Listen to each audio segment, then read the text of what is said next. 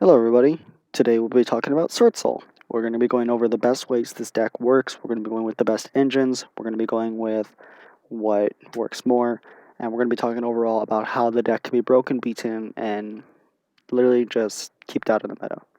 So the basic thing with Swordsoul that you need to know, it is a worm-based deck.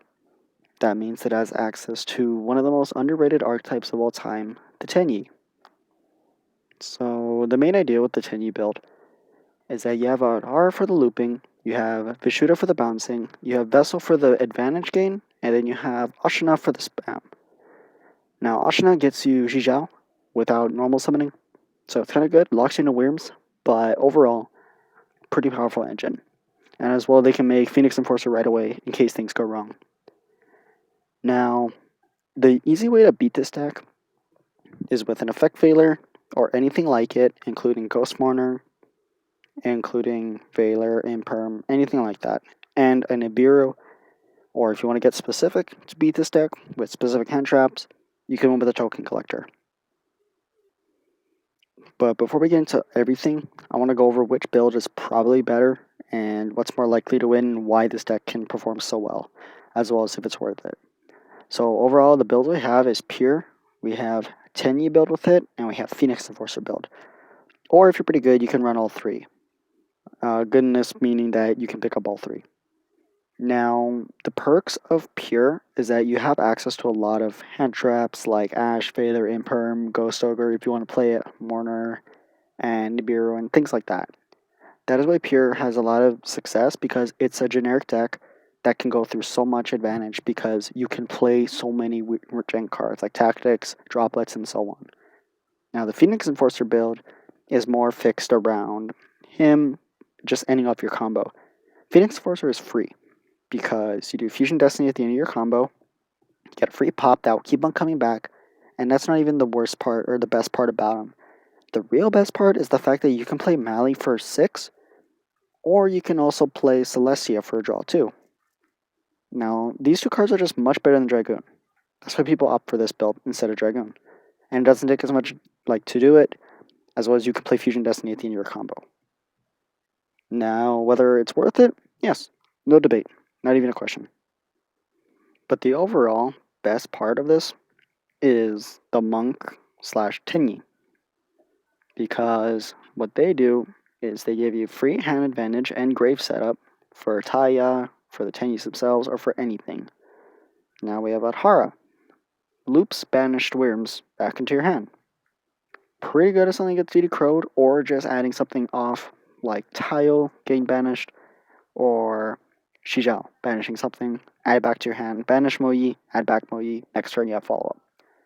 Vishuddha for the bounce, and then just Ashina for extension, and it's another Wyrm in hand for Long Young, or any of the other effects. Now, I think you need to play all three to maximize this deck's potential, because nothing synergizes more than just a basic backup plan, full power, and general versatility. Ecclesia is here because she's actually a big part of this deck, why we need to talk about how good it is. But before her, play all three because it's the most versatility.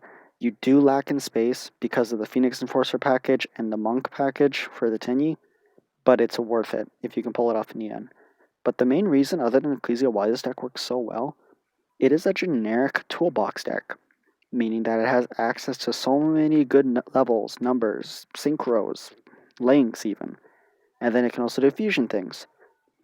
Toolbox decks always reign supreme in the meta, no matter what it is, because they can do everything. Look at Emancipator.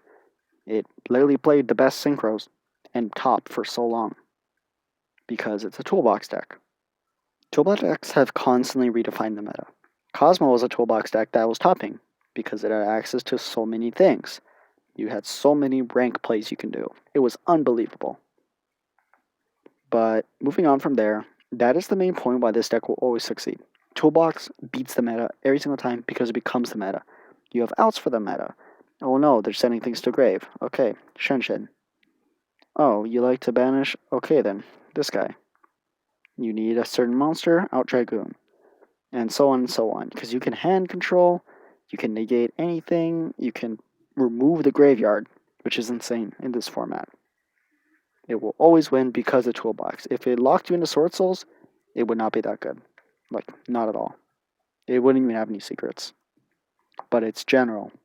It's versatile, and I know I say it a lot, but it's a toolbox deck. But enough of that. Now moving on to Ecclesia. The actual main reason why this deck will always see a play. First, second, through thick and thin.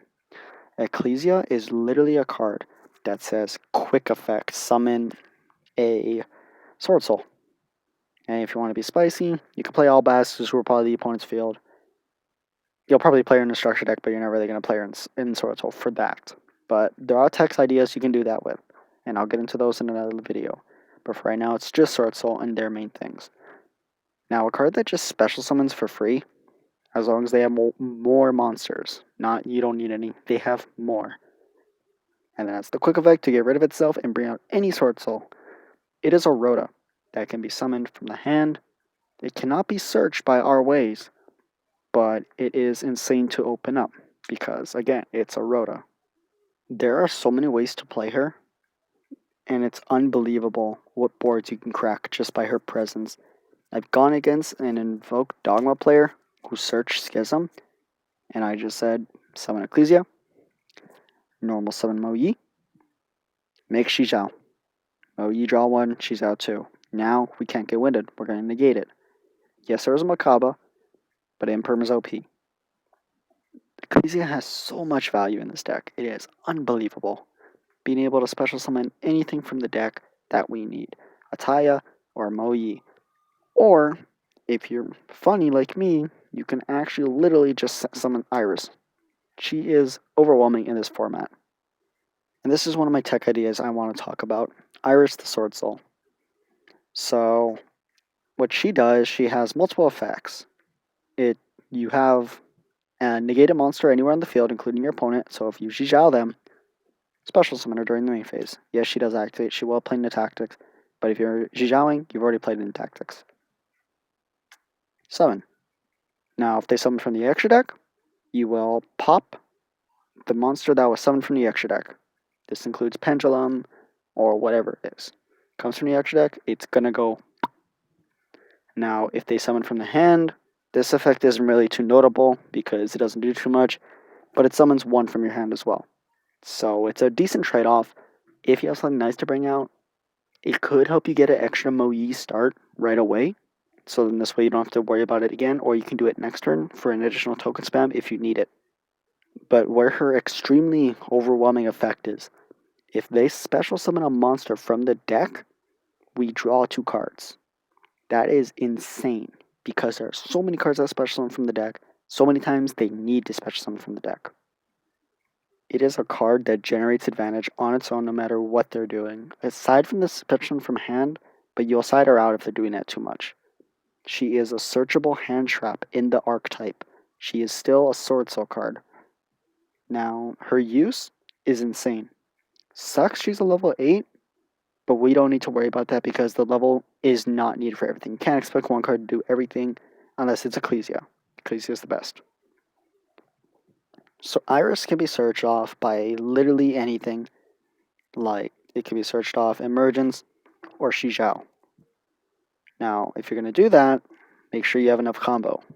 There are many times you will open Mo Yi and Longyang, and you'll probably open this. You need that extra card? Iris is there. She establishes so much presence on her own.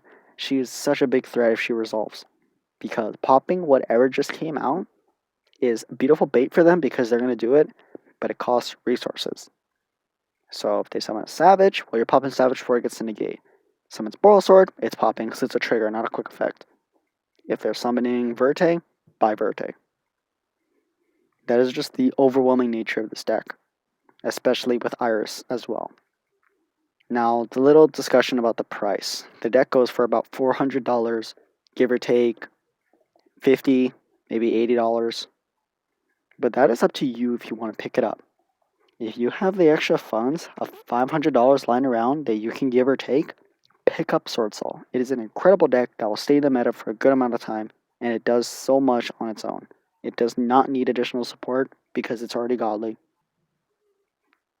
As well as, again, toolbox decks will always reign meta, no matter what they do.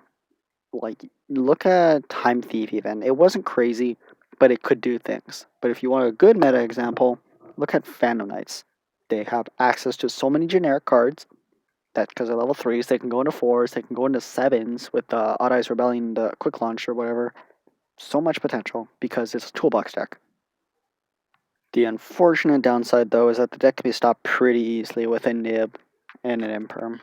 As well as to beat the deck, all you have to do is if they Mo Yi and show you Long Yong, don't worry about it. You're gonna imperm Shizhao then because you want them to have less advantage because they're still gonna make Shizhong or Shizhao if you imperm the Mo Yi if they show you Long Yong. But overall, if they're starting with Mo Yi, no matter what they're doing, because sometimes I don't even show Long Yong, I show like 10 Yis, I'm gonna be able to get into Shizhao. Save your imperm for Shizhao. That is the best way if you have one hand trap only. Valor, imperm, Shizhao is your way. Because I'll give them the least advantage as possible. They go neg 2 because took 2 monsters, this, and then they go into this, draw 1, 1, 2, imperm. Now they can't search. They're going to be stuck hoping on the top deck. But that is all when it comes to Swordsoul. That's all I'll have in this video.